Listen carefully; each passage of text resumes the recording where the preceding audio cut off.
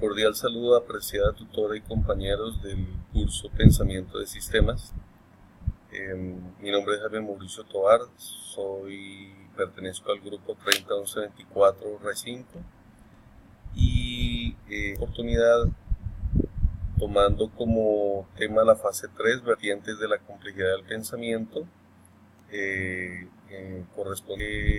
Tomando el punto 3 correspondiente a la guía, vamos a realizar las preguntas orientadoras basadas en el mapa conceptual de Synapse Cloud, en donde vamos a sacar estos conceptos.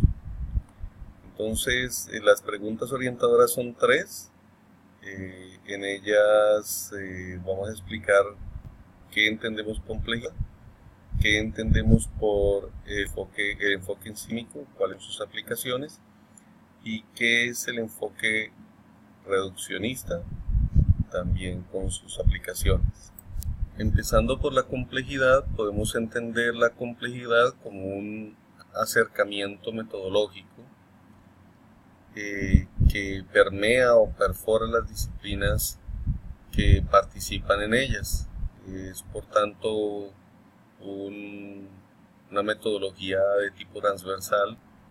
Es, como dice aquí el mapa, una propiedad intrínseca de los sistemas del universo, ya que solo son los sistemas los que la pueden poseer, que evolucionan y cuyo número de elementos, ya que estos elementos que la componen tienen entre sí una evolución o un movimiento, el mismo se diversifica y aumenta. Y dice donde estos interactúan entre ellos. Esta metodología ocurre en base a crisis sucesivas. Es decir, un elemento aislado, un elemento visto como una parte individual, no puede poseer complejidad. Ya para que exista la complejidad tiene que verse en un sistema. Nosotros podemos tomar como ejemplo un problema demográfico de un país, en el cual puede estar analizando el tema de la natalidad. Podría decirse que la natalidad se debe a que no hay un control de la planificación familiar, y entonces podría darse como solución que el gobierno esté promoviendo el uso de preservativos para la planificación familiar. Sin embargo, esta problemática no se ha analizado desde diversos contextos y puede hacer que el origen del crecimiento demográfico no solamente se deba a esta causal, sino que implique muchos más temas de relevancia, como es la economía de un hogar, la problemática social, la inseguridad que ofrece un país, la falta de oportunidades, la inmigración que pueda tener un país,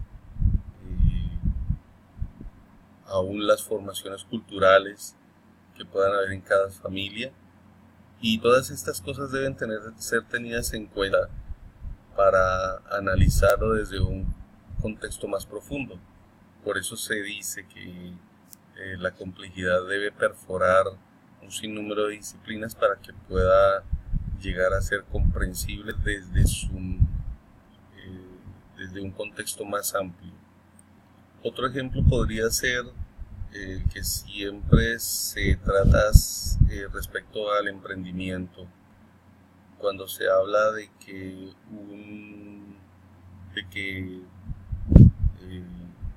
2 de cada 10 empresas que se forman en el país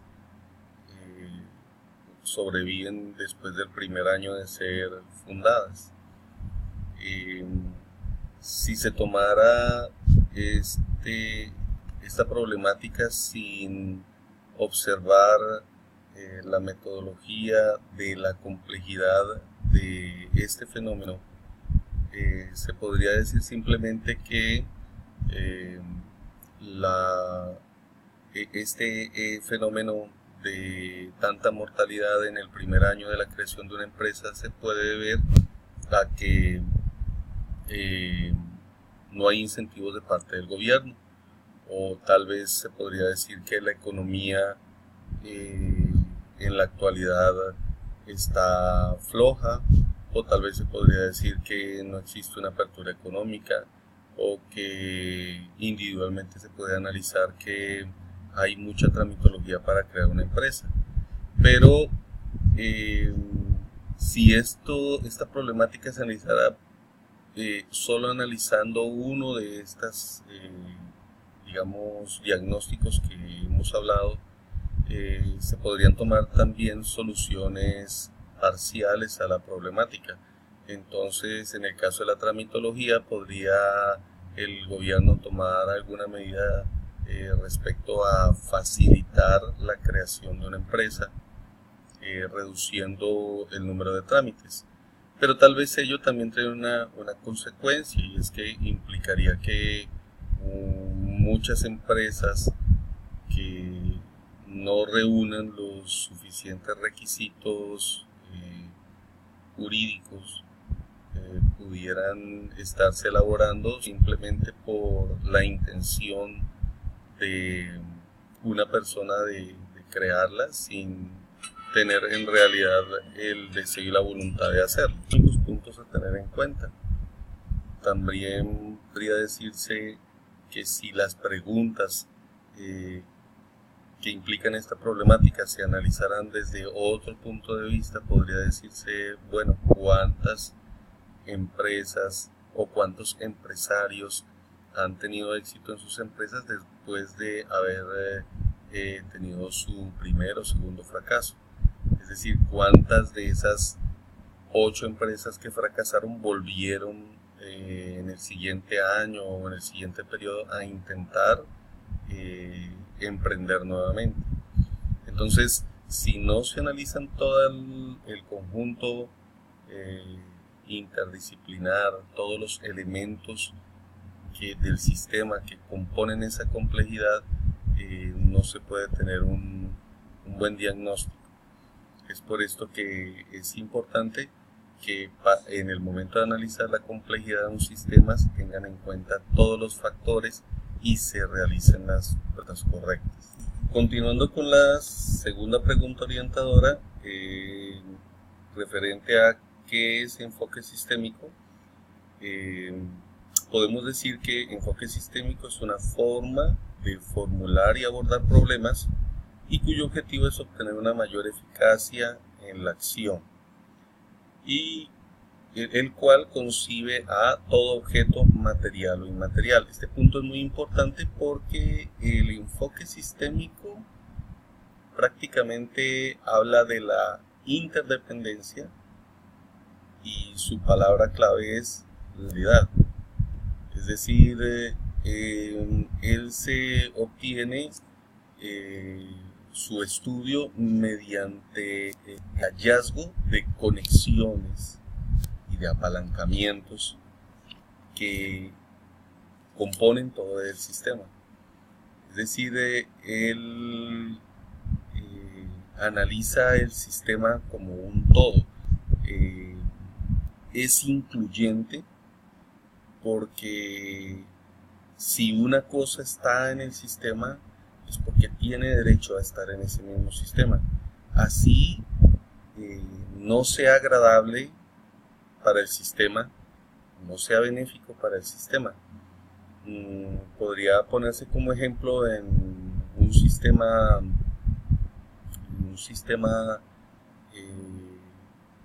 vivo, en un jardín. Parte del sistema son las plagas, aunque son desagradables para el mismo sistema que está actuando, hacen parte del mismo, deben ser estudiadas, deben ser tenidas en cuenta, porque el enfoque sistémico lo que trata de lograr es una ampliación de ese conocimiento y un entendimiento de todos los elementos que interactúan en el mismo. Por eso podríamos decir que en sus aplicaciones, en el caso de temas, sería un buen ejemplo para explicar dónde se podría aplicar el enfoque sistémico, ya que la ingeniería de sistemas proporciona soluciones teniendo en cuenta muchos subtemas y elementos que están en el entorno de la solución que se quiere desarrollar.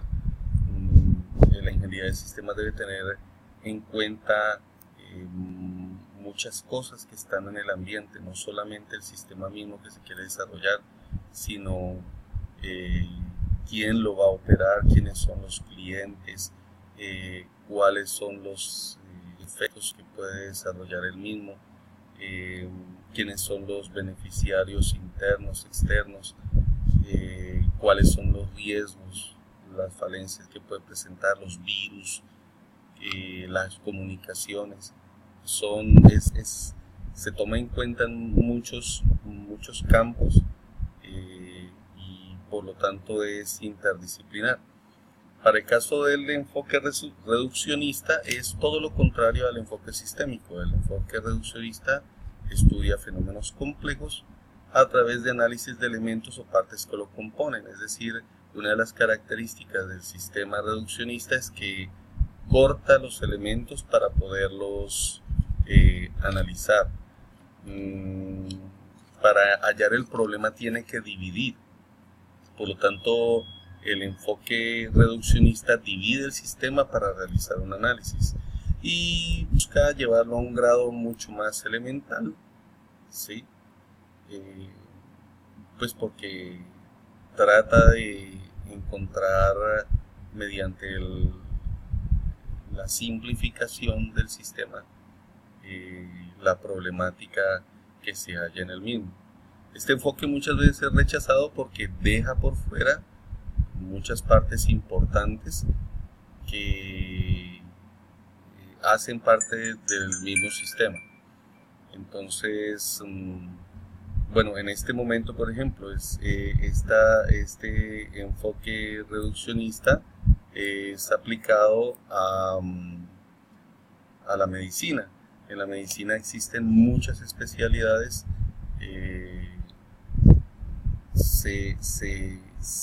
Nacen especialistas conforme a cada órgano del cuerpo, y según ese órgano se crean especialidades para tratar ese órgano, pero en sí no ofrece una solución total y completa, y por eso muchas veces para analizar un enfermo, una persona que tiene algún padecimiento grave, tienen que hacer grupos interdisciplinares de médicos, porque tal vez la solución que se le pueda estar dando, digamos, a un paciente renal, pero que también sufre un problema, digamos, cardíaco, respiratorio, puede afectarle. La solución que le den el nefrólogo puede afectar a su corazón. Entonces tiene que crearse obligatoriamente grupos interdisciplinares para que puedan tratar a este enfermo. Bueno, esto creo que es toda la explicación que damos de este mapa conceptual. Les agradezco mucho la colaboración. Creo que me he pasado un poquito del tiempo. Muchas gracias para todos ustedes y muy buen día.